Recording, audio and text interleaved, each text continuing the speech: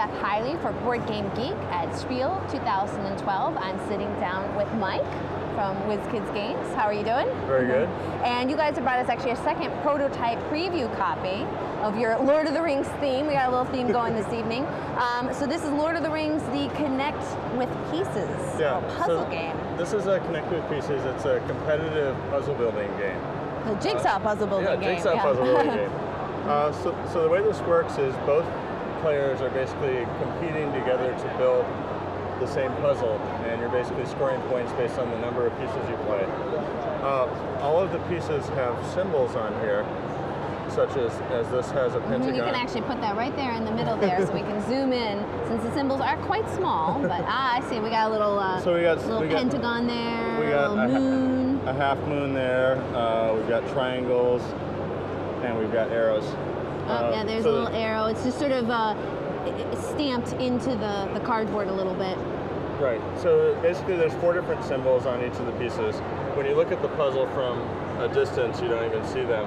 But when you're playing and you look at it close, you can see. Yeah, and I didn't until you just pointed them out. Right. Yeah. So they're very unobtrusive. So for people that actually like looking at the puzzles afterward, but they tie into the game.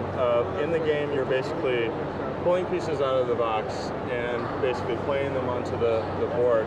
You score points for playing pieces. You also score points if you can get combinations such as 3 triangles in a row. The pieces have this element where the same piece can be played in a number of different spots. So particularly these border pieces that are all the same color. So like these border pieces that are all the same color, these can connect this way like this, or they can connect this way. And if you get 3 triangles in a row when you're playing, you score a point. Or if you can form a box with all 4 symbols, you'll score a point. So basically, the way the game works is we'll have the box of pieces here. Usually we'll use like a timer, like a little cell phone timer, and it'll start time for like a minute. And then during one person is playing pieces on the board, the other person is picking through the boxes and selecting pieces to put in front of them.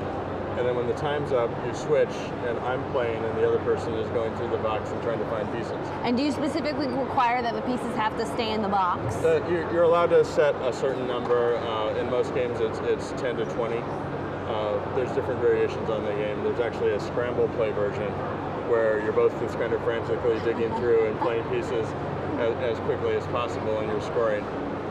Because I'll tell you, I mean, just my family, when we do digitalks, the first thing that happens is you dump the whole thing out and you spread them all out. The idea here is you kind of fish through in the box and you're trying to find pieces.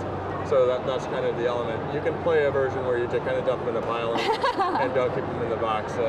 It's a very open game system. Now, I'm kind of thinking, because I've never seen using literally a classic jigsaw puzzle as a competitive game before. Do you feel like you're going to start a revolution here of competitive I think this jigsaw? is going to be very popular. I think that you're going to see a lot of people that are kind of puzzle people that will be interested in the gameplay element of it, because it's kind of just like, oh, it's a fast game I can play with like my wife or with a couple of my friends that aren't really serious gamers and don't want to sit down for a game of Agricola. And there's nothing to stop you from just putting it together as a jigsaw for fun, right? As well. You can do it for fun. The other nice thing about it is like you can play to a certain number of points. So we can play to like 50 points and then we stop, and then we can come back and we can start a new game at the same position, and we just start our scoring over, and we'll play to another 50 or 100 points. Now, did you guys find to have the flexibility of pieces that could go in multiple locations? Was that something you had to work with the manufacturer on? The pattern actually took me a while to kind of figure out a pattern that would work for multiple pictures, and so there's a lot of combinations where the symbols on the thing are set. Like I see, we have a face here. Yeah, like the face. Eowyn if the piece has text or visuals on it, it has to go in a certain location. Right. And if it gets misplayed in a location, there's a mechanic where the other player can call you out, kind of like calling a bad word in Scrabble, and say like, oh, this piece doesn't go there, and then it gets set aside. And if it turns out that another piece gets played there that's the correct piece, then you'll score a point for catching someone else's.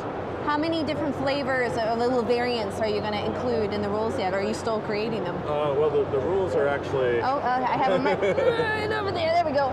So the rules are actually just this one page. It's actually a very simple, and it includes the sequential back and forth play and the scramble play option, where you can either play back and forth if you want kind of a more leisurely game, or you can play the more frenetic scramble play.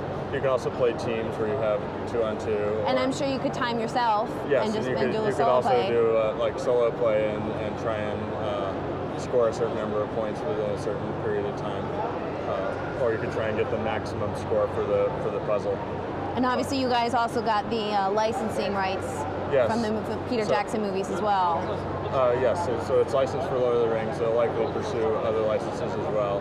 That'd be exciting. Yeah, I can see you doing is it planned to do a whole line of these? The Connect with Pieces is the brand, and it will likely get licensed with a number of as many things as possible. However many that WizKids can get it into.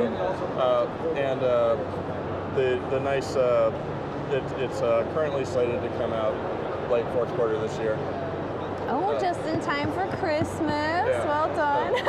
Out of the projects I worked on this year, this is the one I've been kind of most excited about. Well, and I'm so glad, like I say, we did squeeze you into the schedule, and I'm so glad we did, because I grew up on jigsaw puzzles, so like this hits a real soft spot for me too. So I'm sure this would be a game I know I could actually get my mother to play, and that's a success. When I was testing, I had to drag in some like jigsaw puzzle players because I couldn't use like my hardcore gaming group. It's a jigsaw. They're like, this is a jigsaw puzzle. It's a game.